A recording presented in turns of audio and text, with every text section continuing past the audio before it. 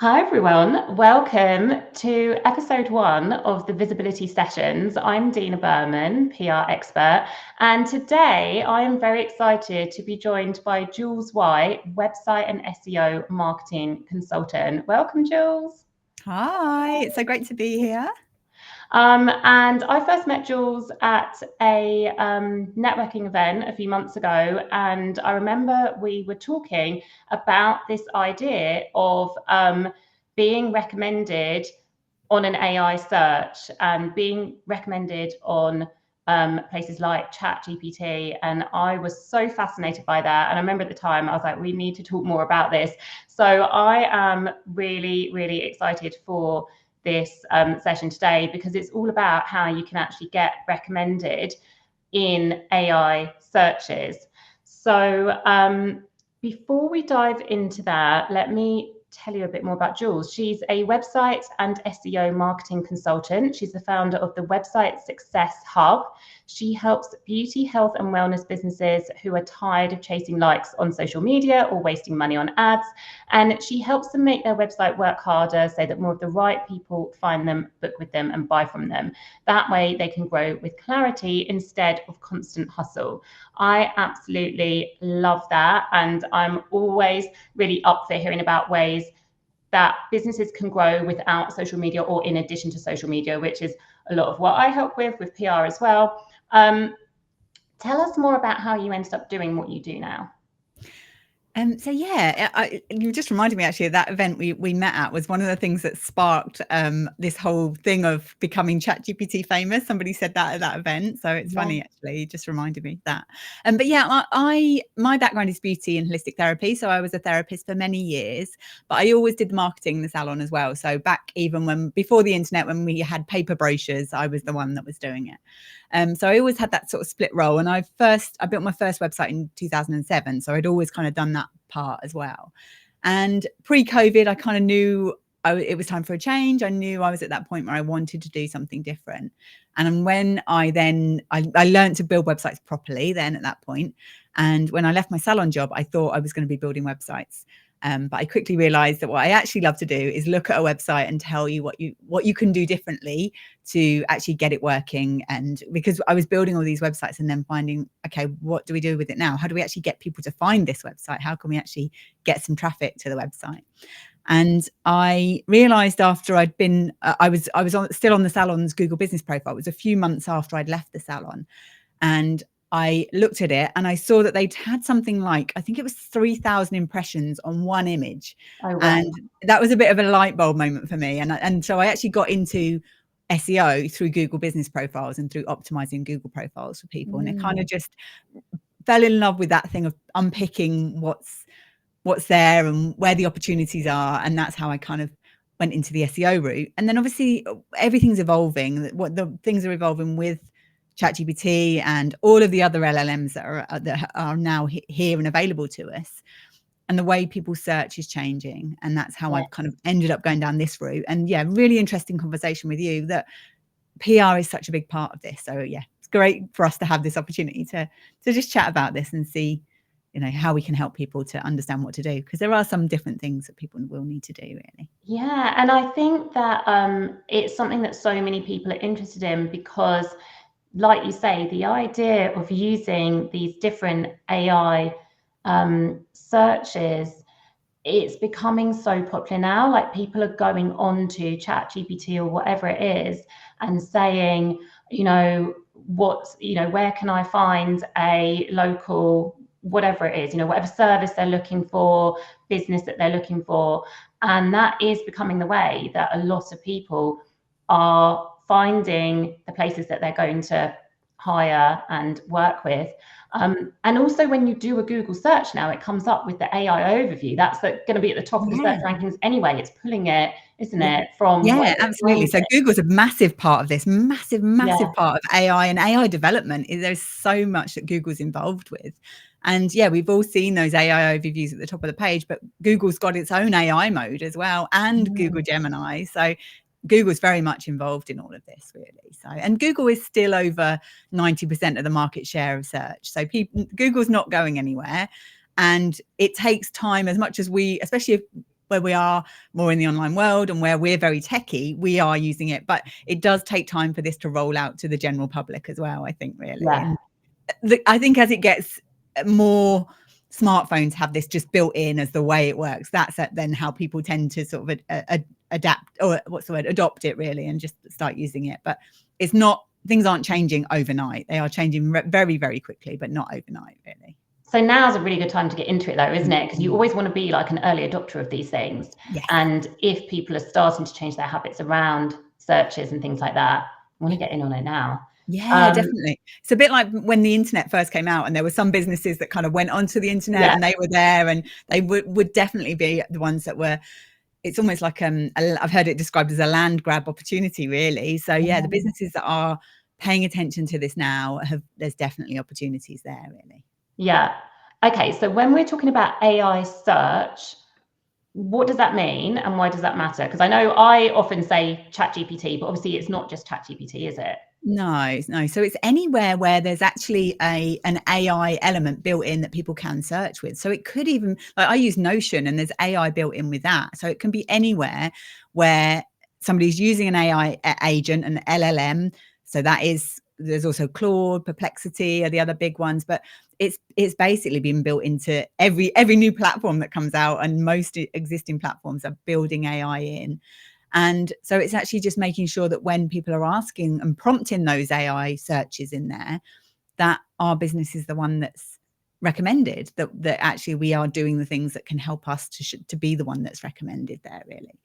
But yeah, it's wherever people are searching using AI.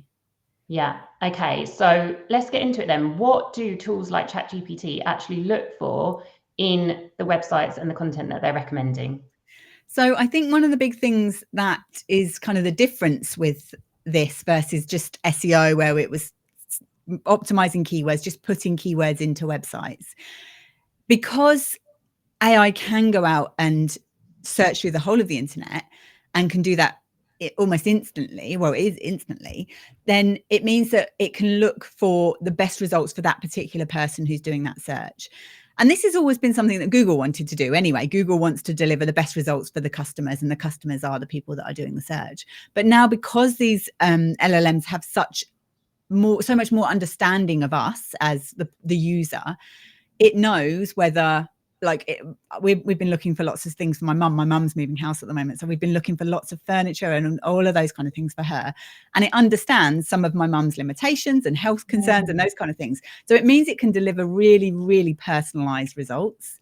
And also, because we are using much longer questions, we've seen adverts of Google teaching us and training us how to actually search in new searches now, and that's part of Google trying to get us to stay with Google but still, use the new technology as it's there available really.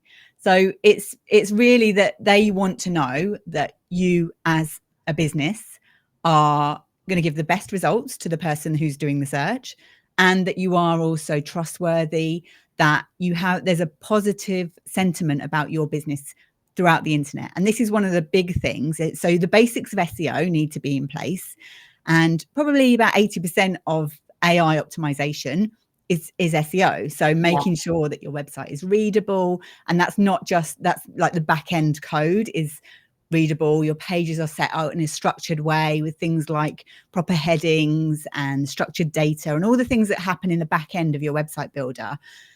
Making sure that's all in place. But then with that step further is making sure that there is this positive brand sentiment throughout the internet about your business. And that's, I think, where the real crossover with PR is, because obviously that is the thing with PR, is positive sentiment and getting things out there. Yeah. So tell us more about, how do you create that positive sentiment in terms of using the PR with the SEO? So this is all part of it, of actually wherever your brand is mentioned, wherever your business is mentioned on the internet, that it's people saying nice things about you, showing you are the authority. Basically, yeah, that's it. It's wherever your business is mentioned, that it's a positive sentiment, and that it's actually talking about the things that you want to be talking about. So wherever your bio is mentioned, wherever your content is mentioned, wherever your business is mentioned, it's showing you as an authority in what you do, and that you're trustworthy, and that, as I say, that people like your brand as well. Okay. So if you were to get featured in a, say, a newspaper website, and that's going to have a really high domain authority, I know that's good for SEO because it means it comes up high in search rankings. Is that going to help with the ChatGPT as well?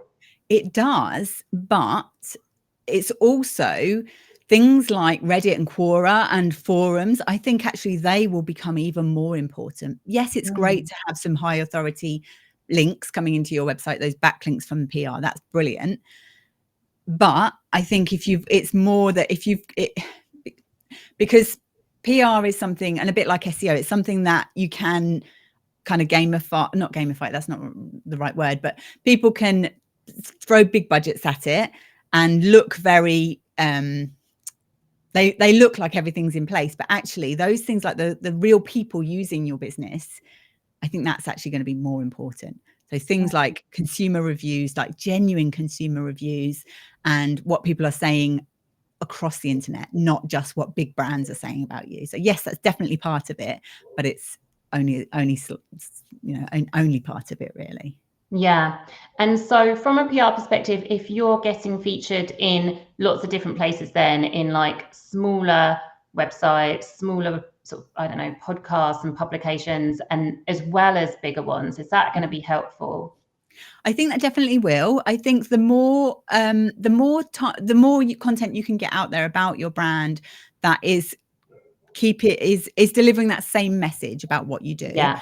It's very important as well that we also get this across on our own website. So we show that we are actually an authority on what we do with lived real experience, rather than just somebody who knows how to use AI to create content. And I think that's the thing, is that we can all appear to be experts right now because we can just get AI to write some content for us. Yeah. But it's the things that actually show that we genuinely have lived this experience.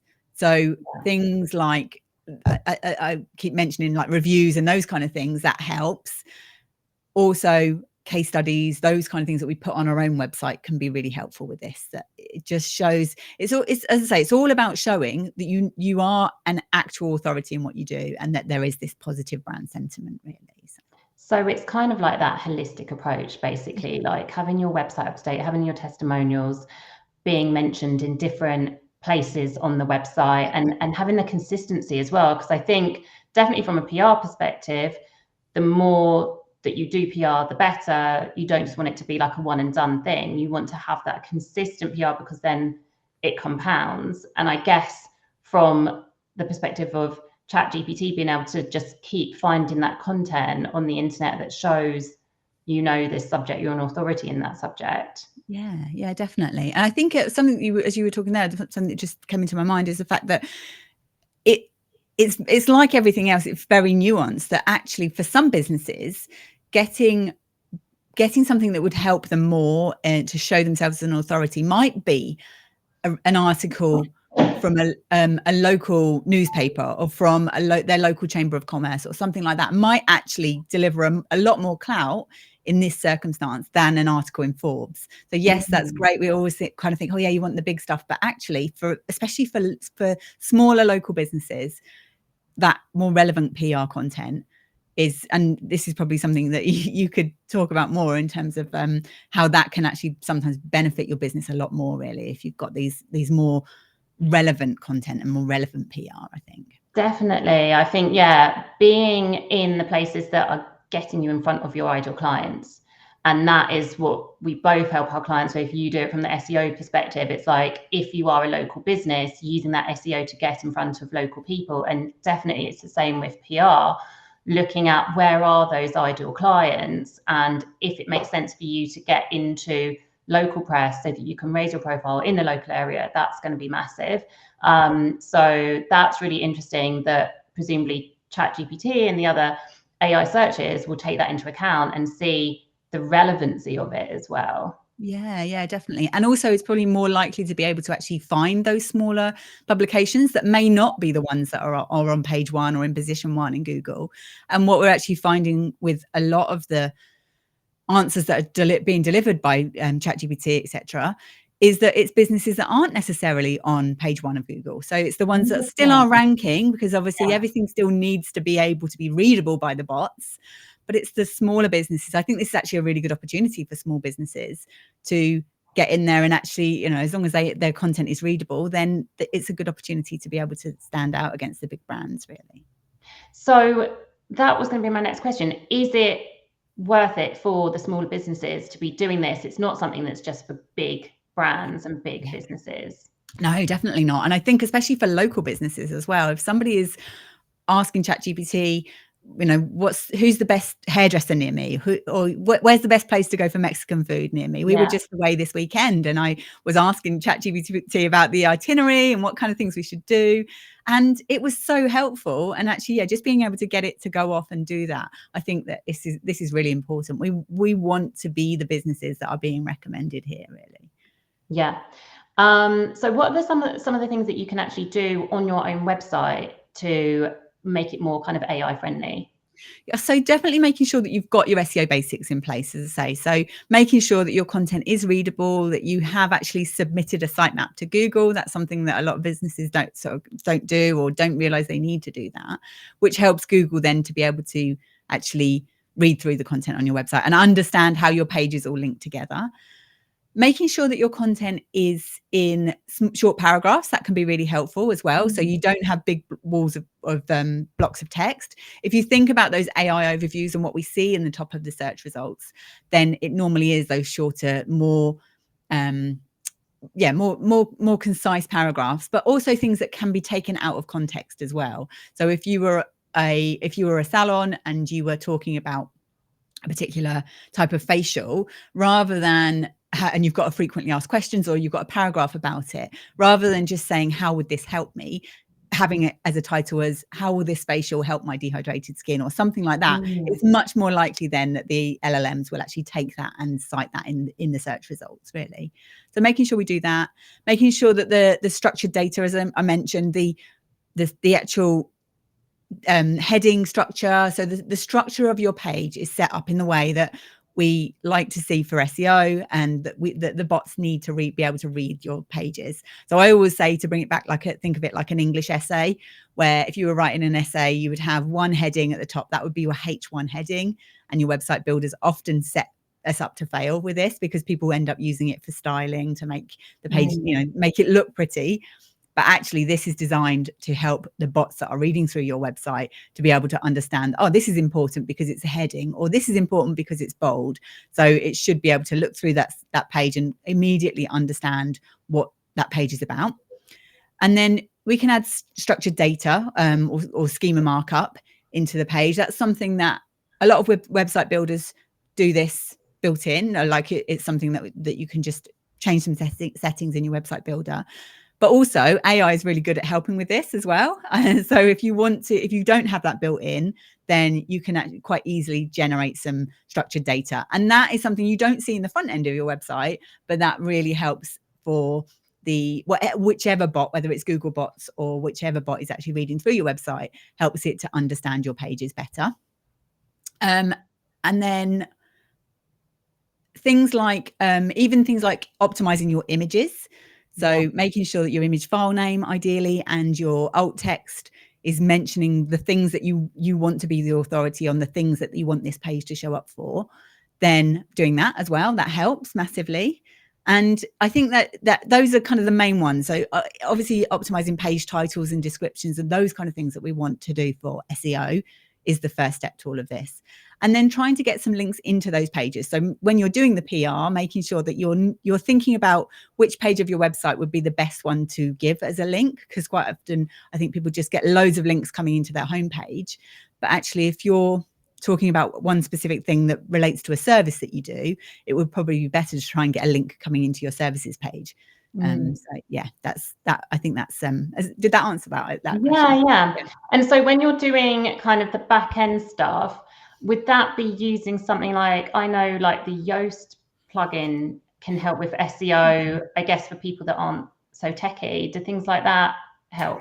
Yeah, they can sometimes, and then sometimes they can not help because we just try and get all greens, and you can get all greens on Yoast and it still not make a blind bit of difference to what you're actually achieving.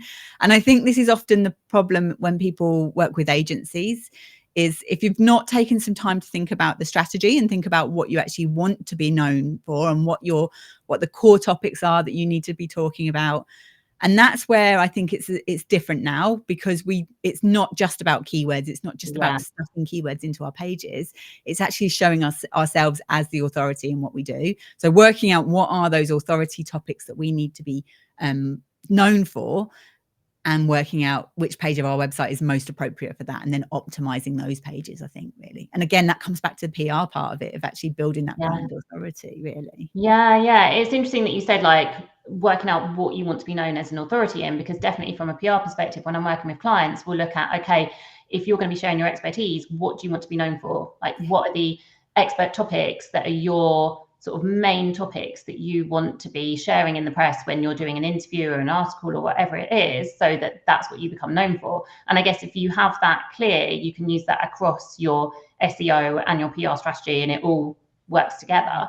Yeah, and I think when people do the work on this, it makes everything easier, doesn't it? It's like, Yeah. it makes it like, this is the kind of stuff that we should do before we even think about rewriting our websites, or Yeah. even think about like posting on social media. I think this is so much more of a priority. I think if you can get that kind of stuff in place, it makes such a big difference. It makes everything else easier. Like if you're email marketing, all of those kind of things, just makes it all so much easier, really.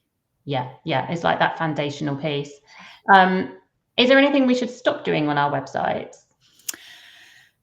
So it's something that I wouldn't recommend doing anyway, but keyword stuffing is something Yeah. that I think people often do, where they'll over optimize. And that's where these tools like Yoast can make you then over optimize something. So you optimize it and it you get green, but actually it's not really thinking about how is this a well-rounded article? How is this something that is actually going to show me as that authority? I think another thing I would say for people to stop doing is stop ignoring your pages that are closest to the sale. So quite often people will end up, even if they're not creating content for social media, they'll end up creating blogs and just blogging for the sake of it. Whereas actually, first and foremost, making sure the pages that are going to get people either buying from you, or your services pages where people are going to book with you or book a discovery call or something like that, make sure they're optimized first, and then move on to, okay, what are the blogs that I need to do? I recommend with my clients that they have a pinpoint blogging strategy. So they blog around those important topics, and then they start thinking about, okay, who can I go and guest blog to, or who can I go on a podcast? That's at that point sort of switch to then thinking about the PR side of it, that you don't need to just create endless content, really. Yeah, which actually is really reassuring to hear, because we don't want to be doing endless content. So it's good to know we can just be like strategic with it. So if we are doing kind of podcasts and things like that, will like podcast content and video content be picked up by ChatGPT?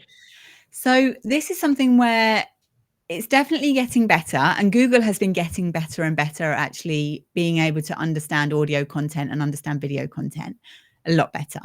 But if the transcript is there, it's going to make this a lot easier. So I would always say, think about how you can turn this into written content. Even if I release podcast episodes weekly, some of them, if they're those kind of core topic episodes, I will then create a blog cast for my website. So before I actually turn it into a full blog, I'll make sure that it's on there and the transcript is on there, because that does help, definitely. Yeah. Yeah. What about when you have podcasts that have show notes and they do maybe like a sort of in-depth overview? Is that helping them, presumably, because they're talking about the different subjects that are covered? Yeah. Show notes are really important, actually, especially for podcast SEO. They are really important. But sometimes just from having that transcript on there as well, a lot of podcast hosting platforms, I use Buzzsprout, and you have the option of having the transcript in there.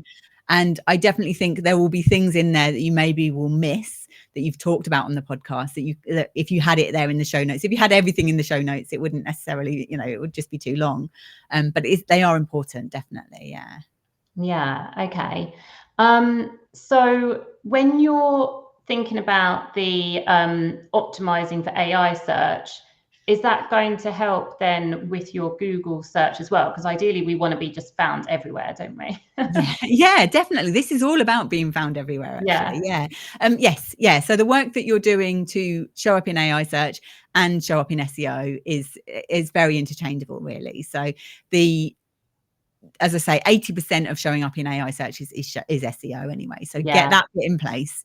Make sure that your website is readable, that it makes sense, that your pages aren't competing against each other as well. I think this is another probably a mistake I should have mentioned as well, is if all of your pages talk about the same content on your website, then how does Google, or even with the AI searches, it normally links to one particular page on your website. And I think that's the thing that people don't often realize, is that you're not trying to get your whole website showing up on Google. You're trying to get each individual page showing up on Google. So making sure that your pages aren't competing against each other. And you can use Google Search Console for this as well. So if I always recommend setting up those free Google tools, so Google Search Console and Google Analytics. And if you look at Google Search Console and some of your important terms that you want to be known for are showing up, and you're getting roughly the same amount of searches or impressions and clicks for 2 pages, then that's a really strong signal that Google's a bit confused about which one of those pages is the best one to show up for. Okay. Yeah. So then you end up lowered down the list with both of those pages, and someone else who's got one page that's very clearly about this topic will then be more likely to show up higher. Okay, so yeah, just be really specific, like this is the thing you want to be known for, and then you're going to have that page that really focuses on that. Yeah. So if we were to think of an action plan, if anyone's watching this and thinking, right, I really want to focus on being recommended by ChatGPT, what would be an action plan of steps for them to focus on? So I think first is being really clear on what you're selling, who it's for, the problems that it solves for them, and those core topics that you want to be known for. So work on that first and foremost before you dive in with anything else. Yeah. So you've got a list of the things that you want to be showing up for, those topics that you want to be known for, and then think about which page of your website is the most relevant to show up for those search terms and optimize those pages. So making sure, even things like making sure, as I say, your sitemap is submitted to Google, making sure your page structure is set up as it should be. Do that. And then thinking about, okay, how can I increase my authority around these topics? How can I show that I am somebody who does actually know this, rather than, as I say, someone who just knows how to use AI? So that's where I would be working with someone like you, Dina, and then thinking about how you can get some PR and get some, show that authority of your brand across the internet, really. Yeah. Amazing. This is so interesting because I think it is so new for people. And I know that when I was talking to people about doing this session today, there were some people who were like, yes, definitely need this. And others who were like, wow, I hadn't even thought about that. Didn't even know it was a possibility. And I think it is going to become more and more the norm that this is how people are searching for those recommendations. So it's really important. Yeah, definitely. And it's so much quicker as well, because like I had it with I ran a flash sale on one of my online courses, and the Monday that I finished it on the Friday, the Monday afterwards, I was asking ChatGPT to like analyze my sales page and what tweaks can I make and everything. And I thought I'd been through and changed all the things mentioned in flash sale, and then ChatGPT referenced that back to me. And I said, oh, where did you see that on the sales page? And it wasn't. It was from an Instagram post from the Friday before. So whereas we have to wait for Google to crawl through our website and see what changes we've made, with those kind of things, it literally is going out and searching what's going on the internet right now. So it's it's an exciting time, definitely. But it's something that we shouldn't ignore. We should try and do something. Yeah. One of my clients actually mentioned she landed some new business from someone who had found her via ChatGPT. She was recommended, and she's done lots of guest blog posts where she's talked about her expert topic, basically, and that's, I think, helped her a lot. So it's, I always like sort of hearing about how it's actually working out in the world, and knowing that, you can literally bring in new business and have people find you that would not have found you otherwise, through these AI searches. So if people want to know more about websites, SEOs, all of that stuff, where's the best way for them to find out more about you and connect with you? So connect with me here on LinkedIn, or if you're watching on YouTube, you can subscribe to my YouTube channel. My website is the website successhub.com, and you can find all of my information there on how to work with me. And yeah. Amazing. Well, thank you so much for joining today. It's been so eye-opening just to like dive into this topic and find out more about it. And I just think it's so exciting. Like there's so much potential there. And yeah, there's so much that we can do to really like harness that, especially now where I think it is just kind of taking off in terms of having those opportunities. So yeah, definitely. And most people aren't doing it. Most people aren't doing the basics anyway. So you've only got to be doing a little bit more than your competitors to do really well at this as well. Yeah. Amazing. Thank you so much. Thank you. I will speak to you soon. Bye for now. Thanks. Bye.